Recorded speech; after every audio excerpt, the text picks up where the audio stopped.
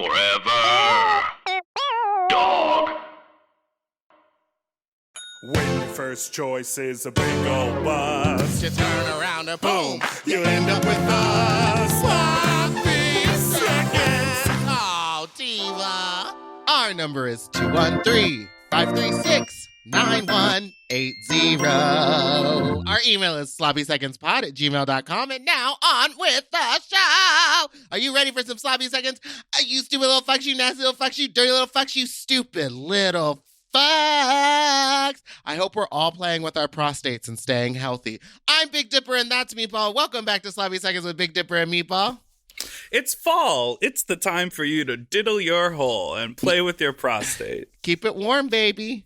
God, I haven't done anything to that prostate in so long. Do you ever fart in the middle of the night and think someone's tickling your booty? No, did that happen to you? Yes.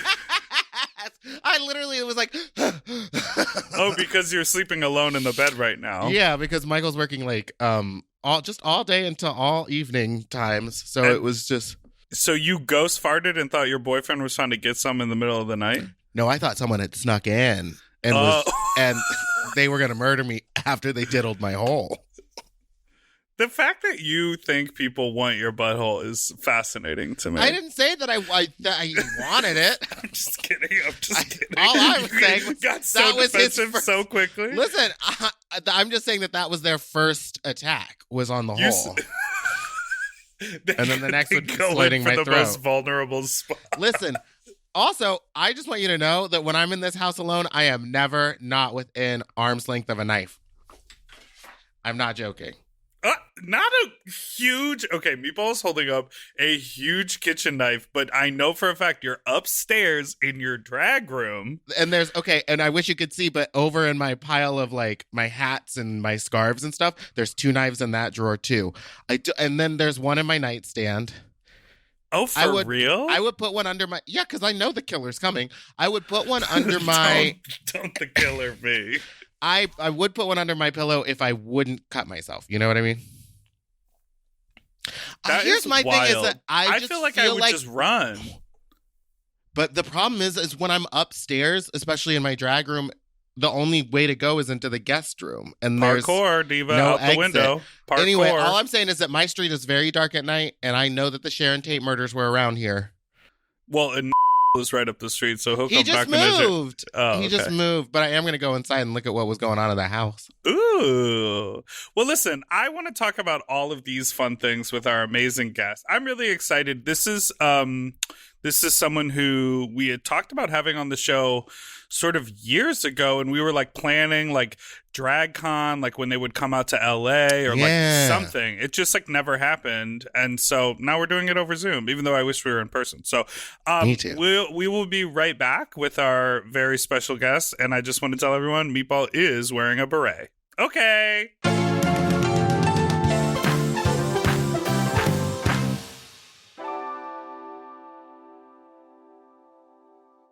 You know, I need to talk to someone. I feel like I constantly treat my friends like therapists, which is very unfair. So I'm going to get someone to talk to. How Yes, about that? you do that, and you are guilty of that. And why would you want to hear what I have to say about any of your situations? I'm a garbage person, and my advice is bad. But thank you for asking me. Well, listen, I guess we should all be using BetterHelp then. Mm-hmm. You know, BetterHelp connects you with professional counseling securely over the internet. BetterHelp will assess your needs and match you with your own licensed professional therapist.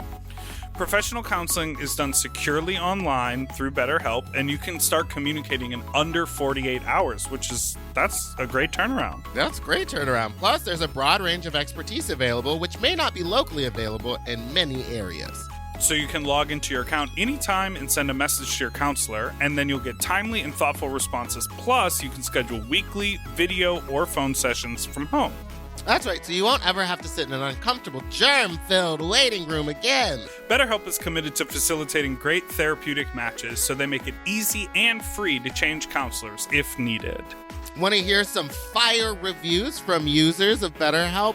Do I? No, I do. Actually, the reviews are pretty great. There was one I saw on there that was just like, she's great. But this one has a little more. Here's some good ones. Yeah. My therapist has been a continued point of support and reasoning during what has been a very tough year. Their advice and techniques shared so far have helped me a lot in my continued progress. Isn't that what we want to see, baby? Growth, progress in these uncertain times. It's all about progress. It's not necessarily a solution right around the corner. No. So to read more of baby. these reviews for yourself, you can just visit betterhelp.com/reviews, and there are new ones posted like every day. Oh, yeah. You just visit betterhelp.com/sloppy. That's better, H-E-L-P, and join the over 1 million people who have taken charge of their mental health with the help of an experienced professional. That's right. Our listeners get 10% off your first month at betterhelp.com/sloppy. That's better, HELP.com/sloppy for 10% off your first month. That's right. Stay safe and healthy, everyone. Go use betterhelp.com/sloppy. Mm-hmm.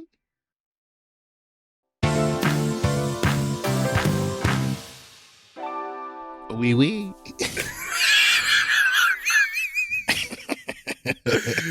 We are back. Now we're back with Chicago's hometown gal, a drag queen's drag queen. She makes dildos and cock rings, and we'll let you know what on her Twitter. She will come for you on Twitter. She will let you know the facts. She also recently posted a picture, and I thought I saw meat, but it wasn't. It's Lucy Stoole. Lucy! Hey, good morning, everybody.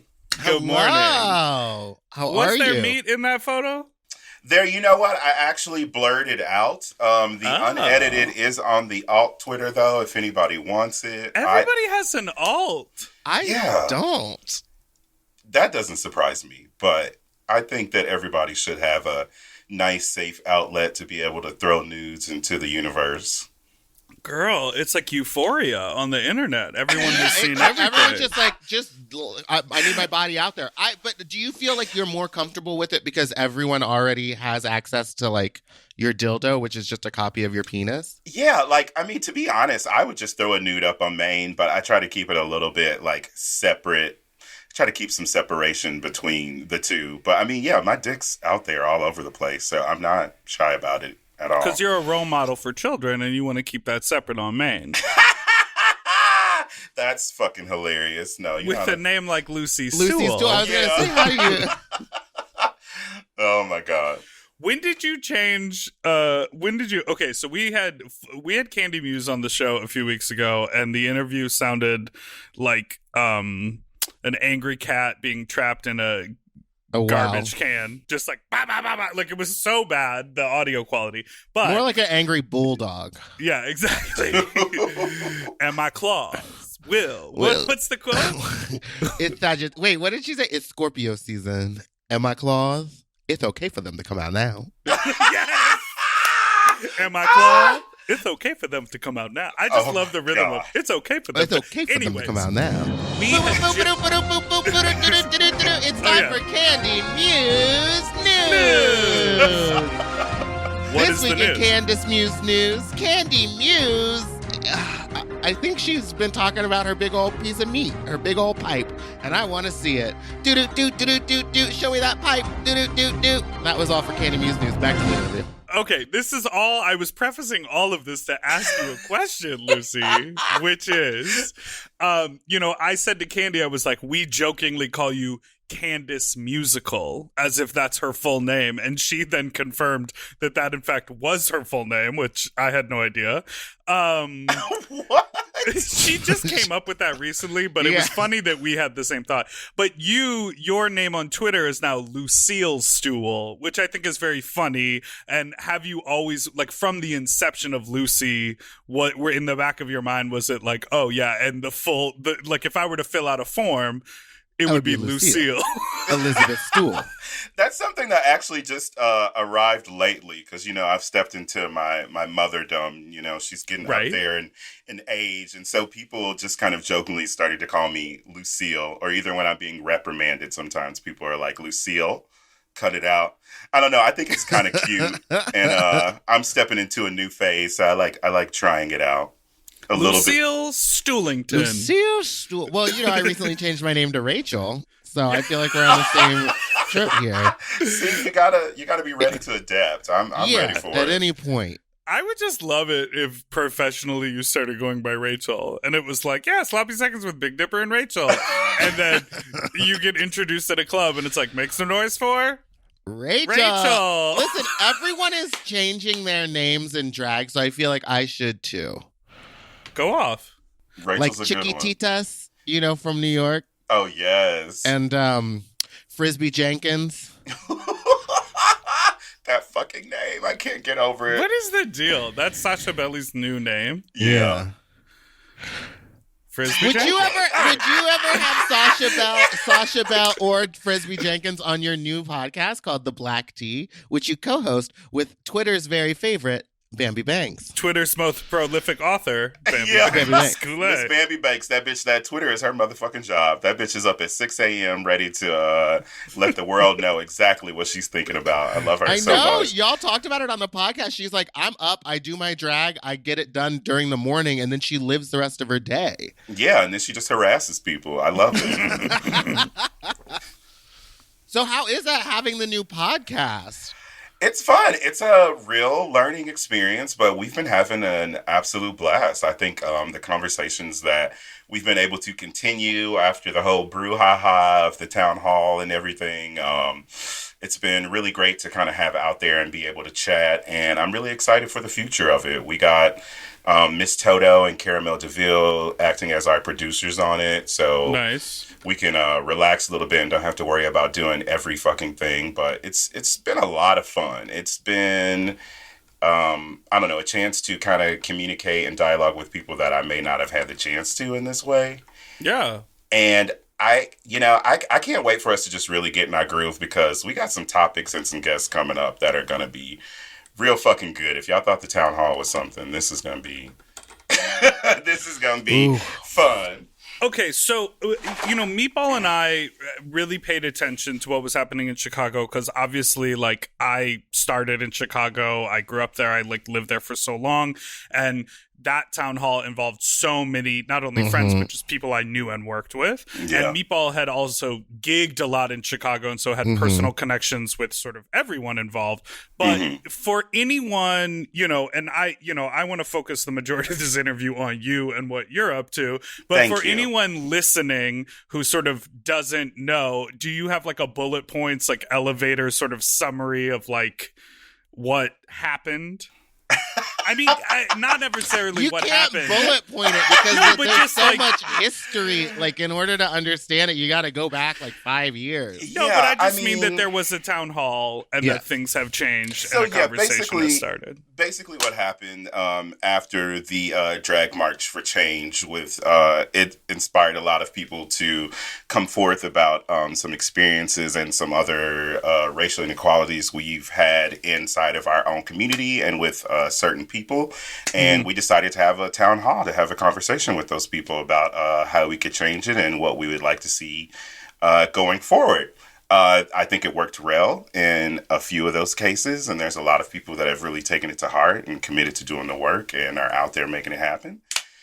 And for some people, it didn't go too well. But, that's not my thing to be worried about. I think that we really did what we wanted to do, which was be able to make a statement as a group that we saw this shit was happening and that we weren't going to take it anymore and to commit to making a change. So, I mean, that's the nutshell. There's more drama and all kind of other bullshit wrapped up in it, but, y'all got to pay me for that. So, I'm everybody listening can go on YouTube and find it. It's real. It's a real example of community having shared experience, working together to communicate, to shine a spotlight on a situation, and to present actionable steps to make change moving forward. Absolutely. And I think so many people kind of left that part out of it and tried to spin this whole narrative of us grabbing for somebody's power and shit, which number one, I don't need to grab for nobody motherfucking power. I'm motherfucking Lucy Stoole. I've been that bitch. I will continue to be. This is This was in no way any sort of thing like that. And this was also for more than just the Black and brown communities. This was for literally everyone. Like, we were trying to make this better for everyone. But of course, prioritizing, you know, ourselves in this situation, because we have been working fucking double time to get less than. So, yeah. I think we started something really fucking great. The Black Drag Council has just like continuously stepped it up, and even just the way that we've like created this own community now where we can communicate with each other in this way we haven't been able to before. It's like one of the biggest things that we've done with it. Well, I also, and we'll move on after this, but I also, it's, you know, we talk about gig economy, we talk about, you know, unions and being pro-labor and pro-worker, and like an artist's life is a challenging life. A queer artist's life is even more so challenging. And a drag queen, if you look at drag over the last 20 years, you go from bottom of the heap to top of the heap as far as what drag means in the queer community. And it's all still a heap of garbage, honey. Right. And so just literally, like, even more important, you know, is addressing the systemic racism that affects every aspect of American culture in the world. Absolutely. But even just one step behind that is just the idea of like, it's good to have a council of drag queens talking about equity and like fair working practices in the community. So for the people who have such an issue with that, it's like, oh, Diva, your racism is showing because you have an issue with it because it's a Black drag council, and you think, oh, they're not going to they're going to go like, okay, so Black queens get first spot on every show. It's like, what are you talking about? Like, it's just fascinating to me how people, you know, and that's a whole other thing with the election, but, you know, 2020 is really, girl, your racism is showing. Everyone is just laying it right fucking out there for us. And to be quite honest, I am so glad to see it, because I needed to make some room for more people I wanted in my life. So, I'm like, thank you. Well, before all that, how did you... Now let's talk about you. How did you start doing drag? Like, when did you start? Because when I started, I feel like I knew about you. Like, you were one of the first drag queens I knew about that was like in a different city. Oh, that's wild, because I always felt like you were like the superstar way before anybody even knew who I was. But I started drag in Chicago as Estuary Palomino. Yes, Mom. Wait, when? Yeah, see, I'm breaking out some of the secrets on here. I had a beardless drag persona called Estuary Palomino. Well, I met you beardless back in the day. Yeah. That's how I knew you. It was a total thing. Tiny and beardless. Mm-hmm. She was now you thick and juicy. Dude, she was like 170 pounds, girl. 130 pounds later, here we are. But, what does estuary mean? Estuary is like a bird sanctuary or something that, I think. And Palomino, well, like the reason I took it from a horse. Everyone hated bird that. Horse. So, yes, bird bird horse. Bird horse, which is very accurate for me. Equestrian apparent. What was it again? Estuary Palomino, Diva. Yeah, you said, I want a mouthful of name. Everyone hated that name. No one like wanted to fucking announce me on stage because they could never remember it. And I like did drag for like a few months and was like, I hate this. This isn't really like what I want to look to be like doing. So one day I got dressed up to go to an Oscar party, and we were coming up with different names for this new character, and my roommate was like, you look more like a loose stool. And we were like, Lucy's stool. So that's where it came from like 8 years ago. And I just kind of leaned into the whole filthy glamour and kind of ran with it. And here we are. Oh my God, that's so funny. I love that. I'm just thinking back to like, because how long had you remember when you were in the Summertime Realness video? How long had you been doing drag then? That was like one of my first like gigs. I was so fucking excited to do it. And I remember I had only actually been like trying to do makeup probably for like a month or so at that point. So when I was doing Estuary, it was like my drag mother, who was this like older white queen who used to like kind of slap makeup on me and like just put on raggedy clothes. What color? Oh God, it was not good.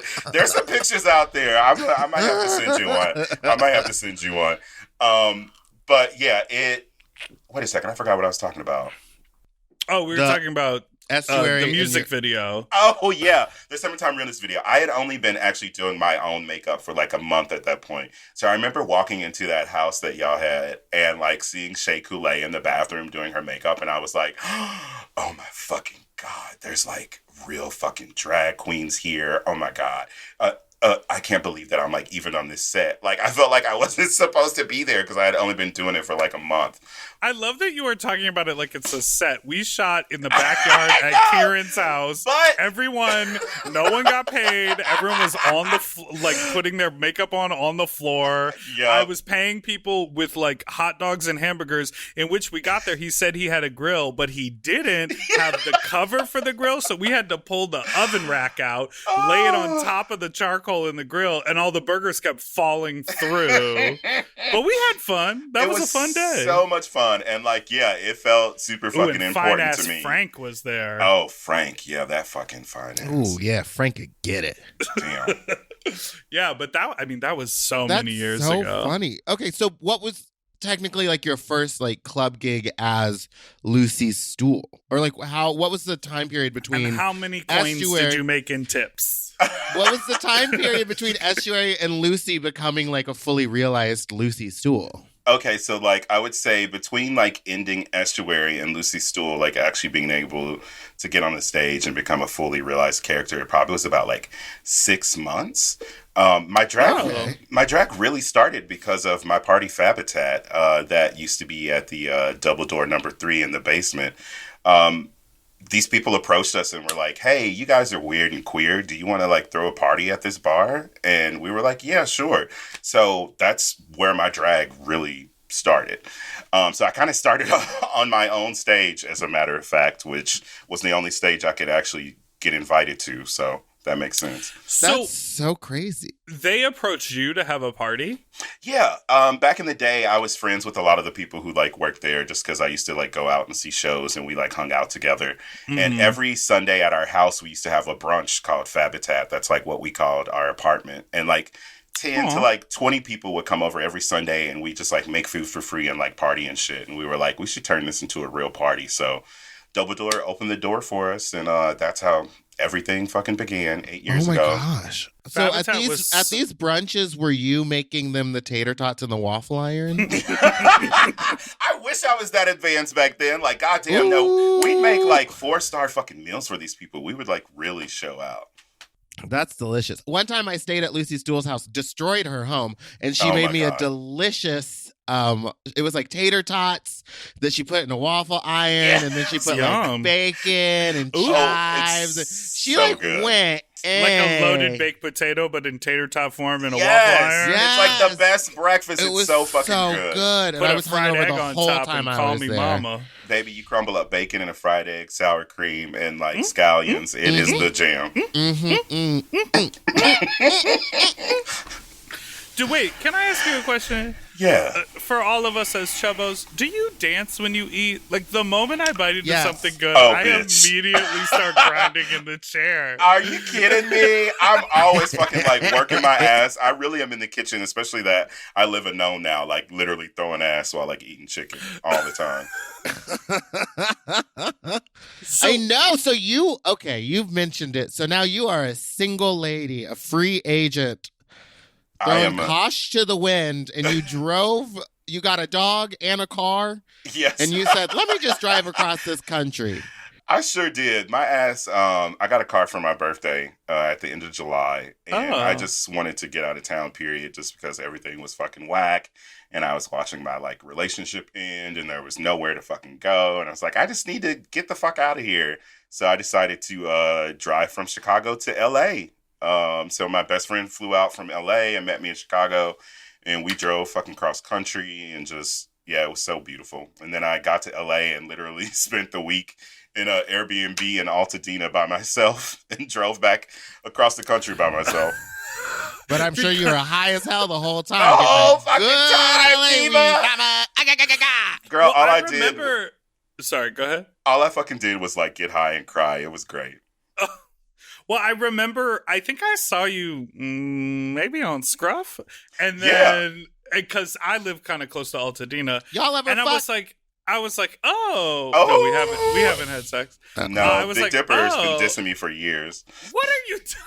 For years, Meatball, for years. This is the interview I It's want. cool though. You've It's all always good. been very kind and sweet to me, but I have only recently started to be interested in people remotely close to my age. Oh, I know. I never took it to heart too much. I was like, oh, okay, I'm not in the age range. All right, well, I'll get there. Like, I'll I'm get not there. 50. Listen, Okay. I'm convinced that Dipper only dates old dudes so that they won't come to the club and see him perform. Oh, shit, what? It's kind of like when I meet younger people who we have shared interests, oftentimes they are familiar with what I do, and it immediately makes me kind of uncomfortable. And I feel like I would only be comfortable dating someone if they were also a performer and had a public persona. Okay. Are we doing a matchmaking game here now? Yeah. Well, Lucy, how do you feel about that? Because you were dating someone who was not exactly in the nightlife scene, but was like Supportive of. He was Yeah. supportive of, and he was there at a lot of events. Yeah, he was the photographer for a lot Yeah. of it, so he was around a lot. To be honest, other than that, he was like a stay-at-home like kind of person. He didn't really like go out unless he was like to be paid for it, and I kind of like that too. I like someone who's kind of removed from it. Yeah. I don't really want my man at the club with me every night. Right, because it feels like you don't need them to come to your job all the time. Right? Yeah, exactly. And after a while, it just stops being like fun, and you're just like, girl, go somewhere else. I will say Meatball's boyfriend is like supportive and gets it, but also does not care. And that is sort of like a really cool vibe. Yeah. Like he's not like fawning over the drag or like the access or the connections that Meatball has. Yeah. He's very much doing his own thing, but he gets it. And that feels like a really good match. So, And Yeah. sometimes he gets it to the point where he used to go out to like Redline to Cornbread show when I had a performance at like Precinct. 'Cause he was like, he's like, I live with it. I see it all the time. I'm gonna go he was see like, something I want to see else. Cornbread Buck. Yeah, he was like, I want to see someone else do drag. See, yeah. I remember that night I was like, wait a minute, so you're still gonna go out and just like not see me? It was such a confusing time for me. Yeah, I love that shit. I'm like, yes, please, have your own life, go about it, live it, do your thing. We'll meet back up.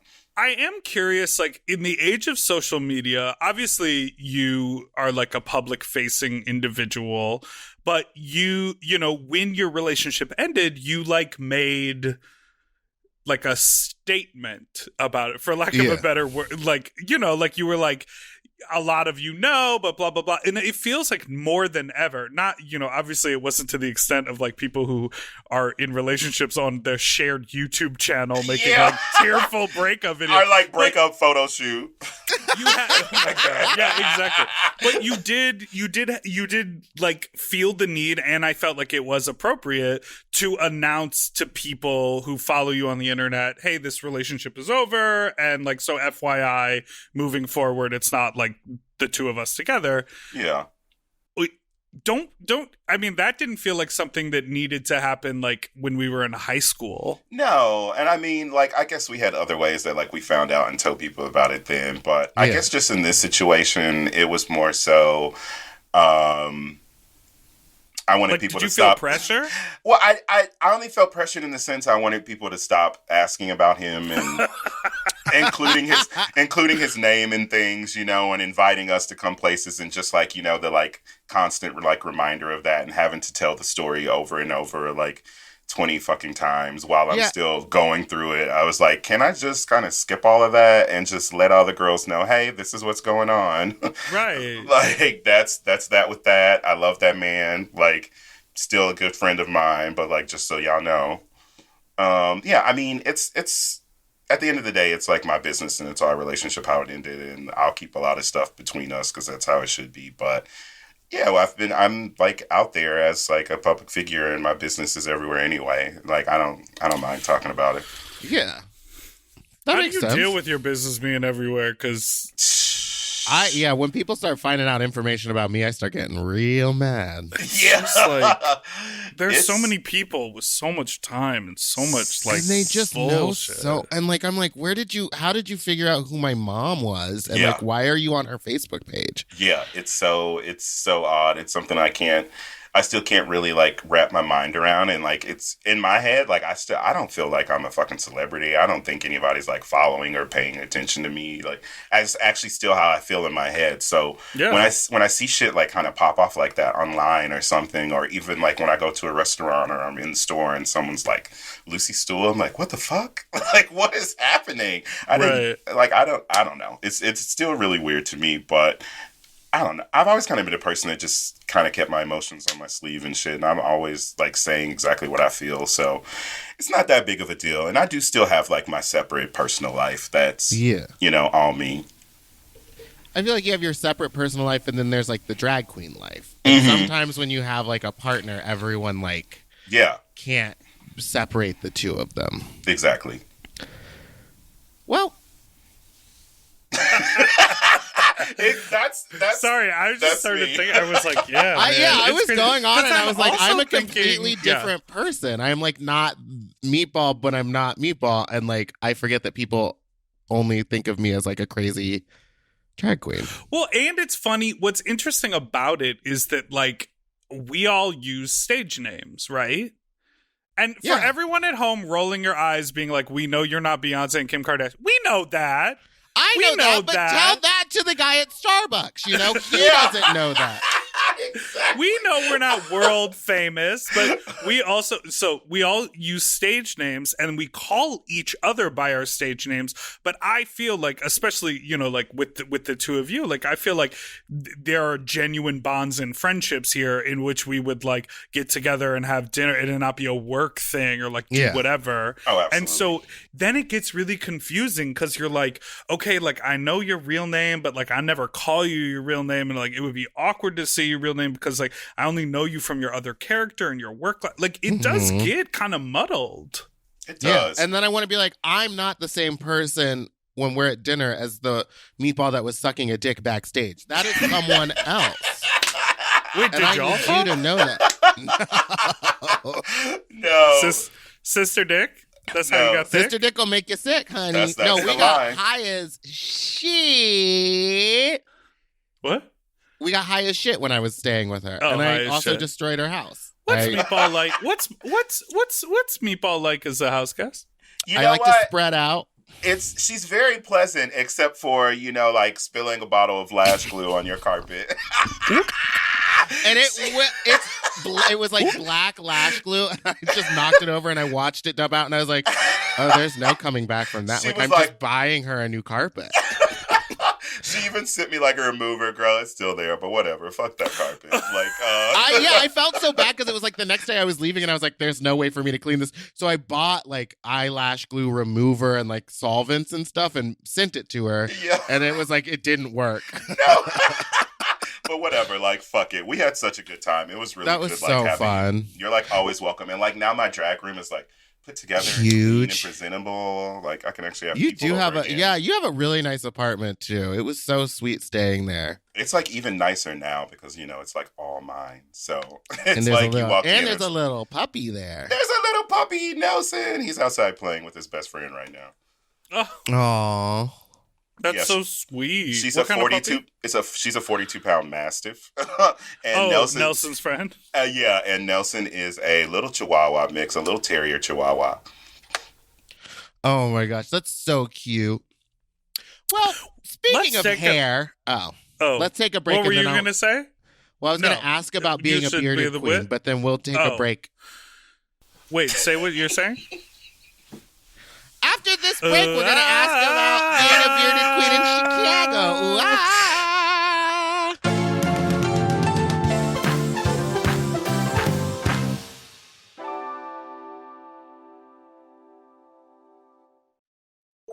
Hey, I'm Kelly. And I'm Lindsay. And we're from Teen Creeps. And I'm Alaska. I'm Willem, and we from Race Chaser.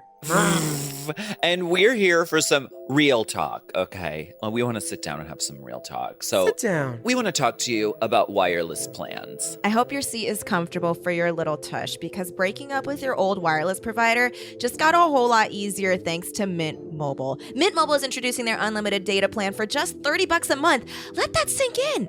An unlimited plan for $30. How much is your soon-to-be ex-wireless provider charging you? For people that hate their phone bill and are ready to cut ties with Big Wireless, Mint Mobile offers their premium unlimited plan for just $30 a month. By going online only and eliminating the traditional costs of retail, Mint Mobile passes significant savings on to you. So what does that mean for you?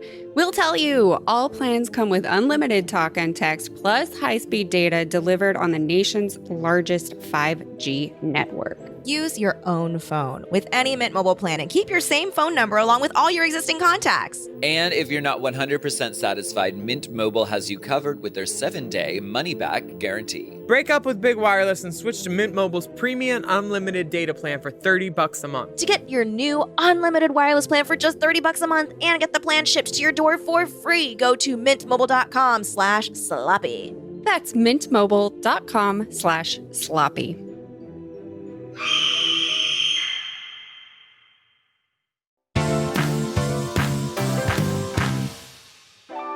Okay, we are back. And we are back. And I want to talk to you more about just your whole drag aesthetic because we haven't gotten into it.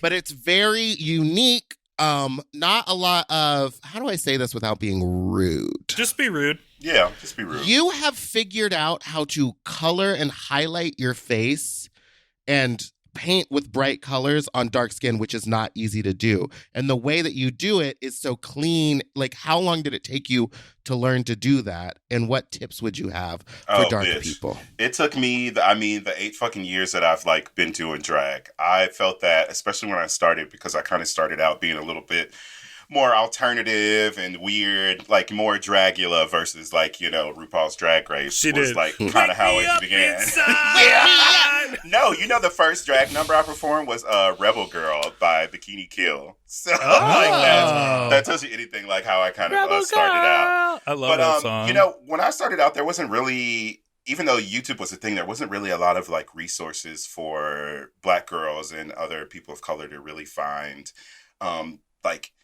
out how to do the things I like wanted to do. I wanted to do like cool, crazy, like different color makeup and stuff like that. And all I had was like my little milquetoast white mama who didn't do anything but, be cute and 7 foot tall. So she was like, bitch, I don't know, like fucking figure it out. So a lot of it was like trial and error and figuring out like what works best for me and what works best for like my skin tone. And I tell you, to this day, one of my favorite things ever to use is Midnight Clown White. Like, that has really great transformation properties and the way that it can, it's just like so fucking thick. It will just really give you the illusion of like making dark skin like white. I also like kind of like mix my own colors and stuff too if I need to like do that sometimes. But to me, it's really all just about like the blending and like what products you're using. So like I use the Midnight Clown White, and then I have a little knockoff Makeup Forever palette that I usually use to like for the different colors. And then I'm just in there with that fucking blending brush, just like stacking all the colors and going at it. Ooh, yeah. I'll sit there and go back and forth between two colors. People will be like, you're wasting so much makeup. And I'm like, wasting? Honey, look at me. Nope. I'm like, bitch, I am packing on more and more and more. I was like, so what? It's expensive for me to get into drag. Isn't that the point of this? Yes, honey. Exactly. I'm just sort of like, creeping on your Instagram right now as you're talking. And, it's so interesting. Like, I think a lot of people, there's like, there's a whole conversation around bearded queens. And that conversation is like just a closed-minded conversation mostly. People going like, how can you do drag with a beard on? It's like, well, you can do anything in drag, so that doesn't matter. Yeah. But what I find fascinating is like a lot of people who are maybe making that like having that critical conversation are like, oh, but like it's more feminine to not have a full beard of facial hair. Yeah. But I'm like looking at all these photos and it's so interesting the way that you paint And, you know, you have a big beard, but you also have a lot of other real estate. So it doesn't sort of overshadow the feminine parts. You're presenting this really androgynous sort of vibe on your face, but when I just like look through photos of you in drag, like I still just see a woman. I kind of forget that you have a beard. Well, like, and in like my the memory way of you your paint. face, it draws so much attention to the eyes and like the perfectly sculpted nose, and then you're always in like a coiffed wig. Like it's always stunning. You know, I like fucking love that. And a lot of that comes from me at first feeling like I had to like really, really make sure that everything was like so feminine because people were going to be so turned off by how inherently like masculine this like beard played out to be. But then I realized that like it's this beautiful feature of my face that goes with my drag. And to me, my point is to make you look at me and not even think of the beard, like you were saying. Like that makes me feel like I accomplished it because I just want you to see this beautiful fucking woman standing before you. Look and like at this. I'm like the glamour. There's Just- sometimes I look at pictures of myself and I'm like, bitch, where? Like, bitch, where? Also, your style is just so feminine. It's like almost a little burlesque inspired. Yeah, and There's that's like a lot of gloves like and corsets. and that's like where a lot of my performances have like moved to like lately too. I get a lot of inspiration from that. I love like effortless glamour and being a gorgeous performer that ain't doing nothing but like taking off a glove and shaking her ass. Like that's very much, you know, and like so much more goes into it, you know, but like I draw influence from that because I'm like the way that they can hold the stage and create so much power with an act of like taking off a fucking glove, like that's what I want to be. One day we'll get there. I know no one ever thinks of themselves as like kind of a pioneer, but we were talking to Landon Sider about how his face has kind of become the go-to face for a lot of drag kings. It's like the blueprint of like how to contour their face. And I think that a lot of people, and I see it a lot more now, a lot of bearded queens, it seems like they're not stealing your face, but they're taking cues off learning, of like what absolutely. you're doing. That's like so beautiful to me because when I started doing drag, like there was only a few girls that like I was kind of looking up to that way. The biggest one being what's her fucking name from San Francisco? Oh my God, her name is slipping. Grace. Grace was the girl I like looked up to when I started drag, and I was just like, she's so effortlessly beautiful. She's working with like the kink community in this way that like I would like to be included. Like she was like everything I fucking wanted. So I felt Grace like is a stunner, a stunner. I felt so heavily inspired by her, but it was also so important to me to make sure that like I had my own face and my own thing. So I think it's kind of cool. Like I see a lot of bearded girls. You know, I ain't trying to check nobody, but I see a lot of bearded girls, and I'm like, I've seen a couple of your clown face. Like I ain't trying to call nobody out, but there's a few of them. I'm like, okay, you've been on the Instagram, that's cute. But I think like, you know, when I think about being queer and in this community anyway, I feel like it's so important for us to be leading people and setting examples and kind of helping people in any way we can. So like, fuck yeah, that's cool as hell that people find inspiration from that. Also, you were just talking about Grace being a part of the kink community. Yeah, I was about to say this. I feel like there's not a lot of cities where the drag and the kink really like overlaps. You know? Yeah. I think Chicago, LA, San Francisco are for sure. But you have a line of sex toys. I sure do. What made you decide to come out? And you did it you partnered with Dusty Balls, I think? Yes, Dusty Balls. Yeah, one of the most badass drag kings in the world. They also own an amazing business called Tea Time Toys, where they hand pour all of this fucking amazing platinum grade silicone into whatever the fuck you could imagine. It actually started as a fucking joke. So much of my drag is shit that starts as a joke. And I'm like, oh, okay, well, now I'm going to run with this shit. But I was actually talking to Dan Polyak. You know Dan, Shay's partner. And he was like, you should have cock rings as, like, merch. And we were laughing about it. And then I was like, wait a second, I know somebody who can actually fucking do that. So it started as, like, a kind of cool merch idea and then turned into something I actually have gotten really, like, passionate about. I think that after drag, I don't know if there's really like an after drag for me. I think I'll kind of do it forever. But something that I'm focusing more on is sexual health and how I can be a part of that and help educate and just bring pleasure to a lot of people with this like platform that I have. So being able to create these sex toys and also price them at like a really great price range so that they're accessible to everybody, that people that, you know, a lot of people can afford like this kind of quality toy at that rate, was really important to me. So yeah, it's like kind of one of the coolest things that I feel like I've done in my drag career. That's now, amazing. how did you go about making that mold? Did you just get it hard and shove it into something? Oh, okay. This is a story I don't think I've ever like told on somewhere before. Ooh. Yeah. Exclusive. This is the story of a dick. Yeah. So it was kind of a more awkward but hilarious experience. So Dusty had to actually make a mold of my erect penis. The way that they did it is she made a mold of my erect penis on me and applied it and kept like applying whatever they needed to over this like hour and a half long process while I had to just like fucking stay hard while Dusty like held my dick and applied shit to it. There was also help from Shimmy LaRue, who you'll remember from the town hall. Shimmy was also there to help with the applying of the plaster to my penis. And I also happened to have my good friend Degrassi Noel there to sit on my face the entire time to make sure I stayed erect through it. So it was.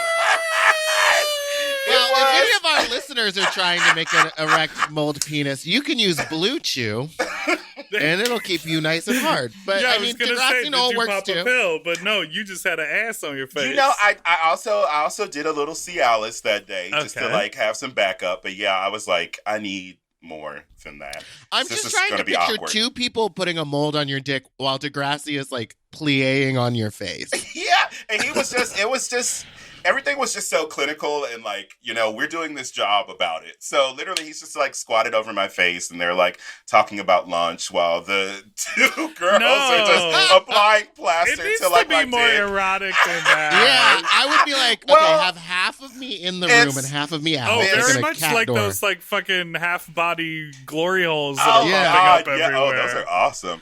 But yeah, it was, I mean, the first 30 minutes was a little bit sexier, but the next, you know, hour or so, it was just like, can we get this over with? But When the silicone or the whatever they used to make the mold, when that was on you, did that feel good? Like, was it warm and pleasurable, so therefore that could help you stay hard? Or no? Yeah, it wasn't uncomfortable. And yeah, it was a little bit warm. In fact, it got a little bit too warm at the end, but we made it through it. Everything Burned your dick? turned out okay Burned your with dick? it.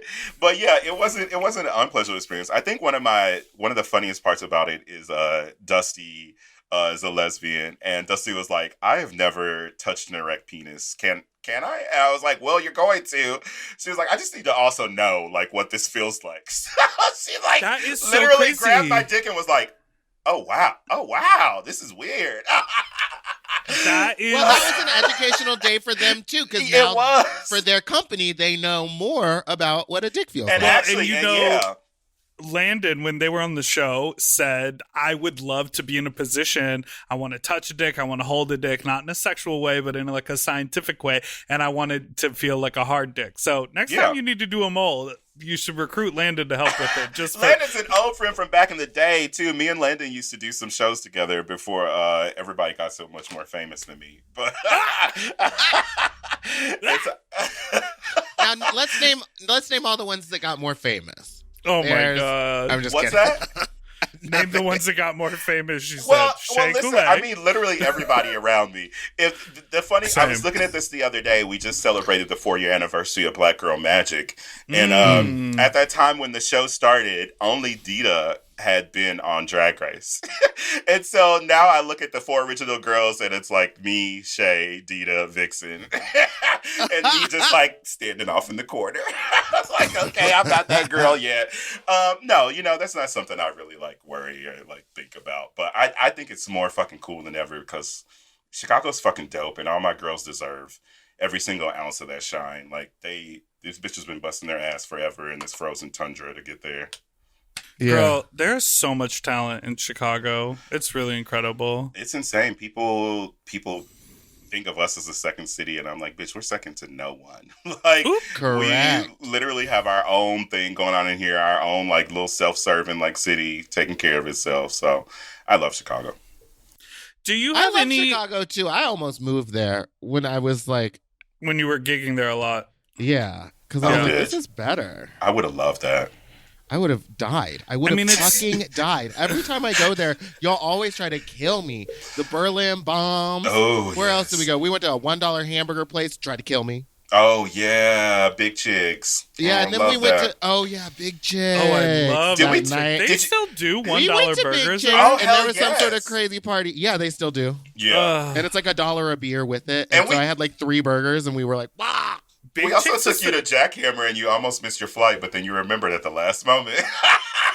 I do remember that. I was like, oh, shit. I gotta go. Yeah. I wish that when I lived in Chicago, I had really like been more confident to like go to parties and stuff. I used to get fucked up and I would drink. I used to go to Big Chicks on the Bear Night, but I would be so nervous to like talk to anybody or do anything. I did a fundraising show and like a casting. And you were probably so hot, and you were like, so hot. Oh, God. And you know, the only time I ever went to Jackhammer, I used to live behind Touche and Jackhammer. Why didn't you just go in? I was too scared. I was too nervous. The only time I was just scared getting of cum done. My own. I think I was scared of my own sexuality. I was really nervous to interact with people. I wasn't really confident, and like that was even back when I was performing. I lived when I lived behind Touche and Jackhammer, I never went in those places. And now I'm like, both of them have back rooms. Now, if I lived in Chicago, girl, I would be a regular every weekend. It's so sad to think about how long it'd be before we get to like stick it's gonna be years. Random people's mouths. Wait, but Lucy, did you ever feel that way about yourself? Because I'm not trying to read you, but you had mentioned that you had gained weight and you're very confident in your body. Was there a time when you were gaining the weight that you were a little nervous? To be quite honest, like, no. I've been like a fat person my entire life. So I kind of got over being shy or like weird about that. I went to college and I ended up losing 130 pounds. Like I was fat all up until high school. I left high school and I was like 279. Like close to like what I am like now. And then I ended up losing like 130 pounds in like college. And after that, I kept the weight off for a while. But when it started to come back, I did not give one flying fuck. You said people are going to see these titties. They're going to see these fucking titties and they're going to love them because I am tired of putting them away and acting like I'm not so fucking hot. Like, bitch, I am fucking banging. And literally, these people's fucking boyfriends be in my DMs trying to get every single one of these 300 pounds on them. So, like, I am not pressed about it. I am not. I would like to call this episode every single one of these 300 pounds. In reference to all 3 of us. Yep. Correct. These big old heifers. Well, okay, so we mentioned Jackhammer, we mentioned Touche. It's time. We're nearing the end here, but we want to have our final segment, which is called Fuck Talk. And we don't need to talk a lot about Wicked because we've already recorded our episode for next week, which is 100% Wicked focus. Oh, so we're not going to talk about that this week. But I want to hear a good fuck talk story because I know there have probably been some wild times with you, Miss Lucille. A good fuck talk story? Yeah, something wild, like, embarrassing. Something wild, something the freakiest thing you've ever done, and you were like, oh my God, is that me? I one time, to give you an example, I one time circled for parking, on Lakeshore Drive, or at Sheridan where you can't park, with those high rises on Lakeshore Drive. Circled for like 45 minutes, then went up into a man's apartment that was under construction, so it looked like a serial killer, like plastic tarps everywhere. He was watching porn. He asked me to fuck him. He had no lube. We used margarine. That kind of a story. Or like one time I was staying with you in Chicago and I left to go hook up with someone and it turned out that it was like what was it? Like some sort of like meth den. And they were like, yeah, no. And it was just full of boxes. And they were like, yeah, we just moved in. And then later that night they were like, we've been here for 3 years. And I was like, what's happening? Where am I? Ooh, I know exactly who you're talking about too. There's like, I don't know, I guess there's a lot of fucking stories I could pull from like that. One of the first ones that comes to mind is like the first time somebody asked me to fart in their mouth, and like the thing Shout about out to it Mother is, Teresa. the thing about it is like back then I was like, no way. I mean, today I'd probably reconsider it and do it if I had to, but I'll never forget. How much? I'll never forget. Like it was like one of my first like one night stands after I had moved to Chicago 13 years ago. And I was sitting at the bar and just talking to this like hot dude, and we had like exchanged numbers. And then I was like, hey, do you need a ride home? And he was like, yeah, sure. So I like took him back to his house, and we were like making out and basically almost fucking in the car. And then he was like, just come into my apartment. I was like, yeah, okay, awesome. So we like go up there and we're like starting to get like freaky. And I'm one of those types that loves to like have my ass ate. So I was like, yeah, get back there. That's a part of your job, boy. So he's like going at it. That's a part of your job. He's like going at it, and I hear him like muffled talking, and then he's like, oh yeah, can you just fart in my mouth? And I'm like, what? And he's like, can you please just fucking fart in my mouth? I just want your ripe fucking farts in my mouth. And I was like, ripe fucking farts. I will never forget this moment. 13 fucking years later, I can still like see him in his apartment so fucking clearly. And I just remember like me at like 24, like instant like boner killer. And I was just like, I can't, and I need to go. And I like literally got up and got fucking dressed and left. All because okay. I would have been like, I will not fart. But continue. I mean, yeah, like exactly like today, but like me at 23. You were young. Oh, yeah, me at 23, I was like, oh my God, I can't even stay here. He wanted me to fart in his mouth. I was just thinking, because all of my stories from when I was like 23 to 27 were me just leaving. Yeah. Anything would set me off, and I don't know what that was. I was like, oh, he wants me to fart in his mouth? He's a killer. He's the killer. I'm gonna die. The same way, like, I was so, like, freshly out, too, because when I moved to Chicago, I still had a girlfriend, and I, like, got here and just kind of, like, really stepped into, like, my queer awakening, so there was so much shit that was just still so new to me, and I, like, having to fart in somebody's mouth, like, I was like, I can't. I have to leave now. What will my girlfriend think of me? Yeah, I have to leave now. Oh no! But there's so many of them. But that was just the first one that came to mind. That was. I love that. I love that. Do you ever get what?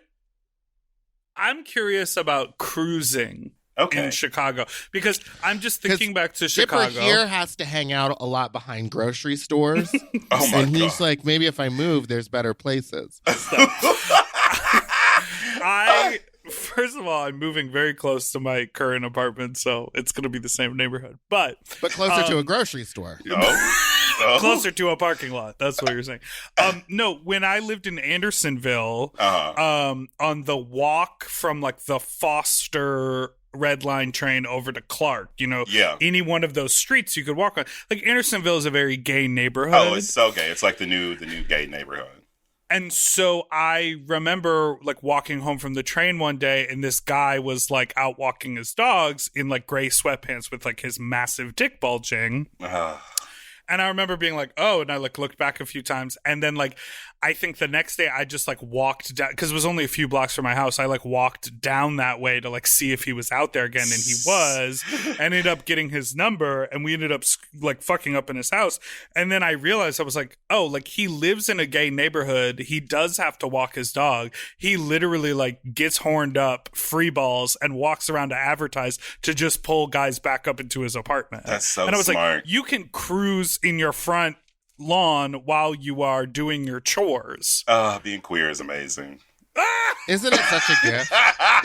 Everyone's always ready to go. What a But fucking let me tell you, gift.